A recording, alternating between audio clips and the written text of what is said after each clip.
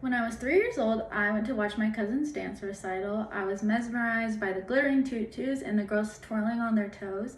And I begged my parents to put me in a ballet class, and I haven't taken the ballet shoes off ever since. I've been dancing for 18 years, and I've been a professional ballet dancer for the past 3 years.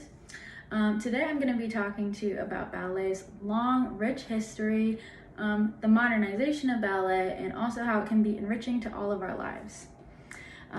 First, I'm going to talk about the history of ballet. According to the website of Pittsburgh Ballet Theater, which is a major company here in the United States, ballet was born in the 15th century. In Italian Renaissance courts, ballet masters would teach steps to members of the nobility, and they would put on performances for weddings and other special events. Ballet was taken to France in the 16th century, and King Louis XIV was a huge person who popularized ballet. He was really passionate about ballet, and he even performed some roles himself. Pittsburgh Ballet Theater's website states that his love for ballet fostered its elevation from a pastime for amateurs to an endeavor requiring professional training. Soon, a ballet academy was opened in France, and the tradition of ballets and operas being combined was born.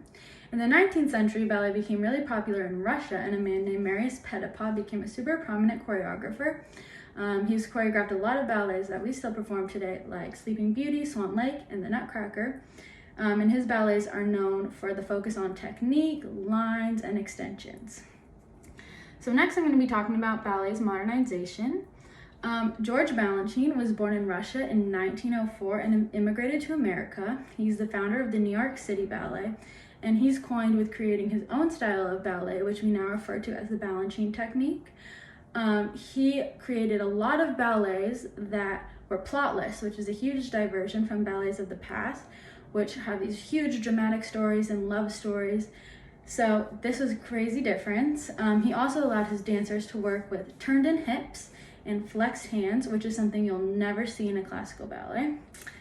In addition to just the choreography of ballet becoming more modern, the face of ballet is changing. Traditionally, we know ballet to be white and skinny, and this, it's taking a lot of time for it to transition, but dancers are really calling for diversity. In 2015, Misty Copeland was promoted to principal dancer at the American Ballet Theater, and she's the first female Black principal ballet dancer in the company's history. In fact, for the first 10 years of her career, she was the only female Black dancer in the company. And she's quoted in a Harvard Business Review interview saying that during those 10 years, there were microaggressions, sometimes daily, and many times I almost quit. She also says that she really only felt like she was listened to when it came to questions of diversity in the past 2 years. Finally, I'm going to be talking to you about how ballet can be impactful in your lives. First, ballet is a great way to exercise. It's a great strength training, it's great for flexibility, and promotes good posture. And in one 90-minute ballet class, Livestrong.com says that you can burn up to 500 calories, which is the equivalent of running 5 miles.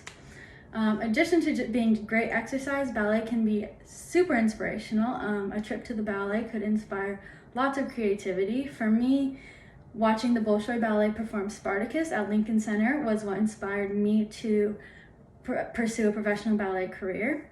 So maybe it's not going to inspire you to a life of performance, but it might inspire your creativity in some way.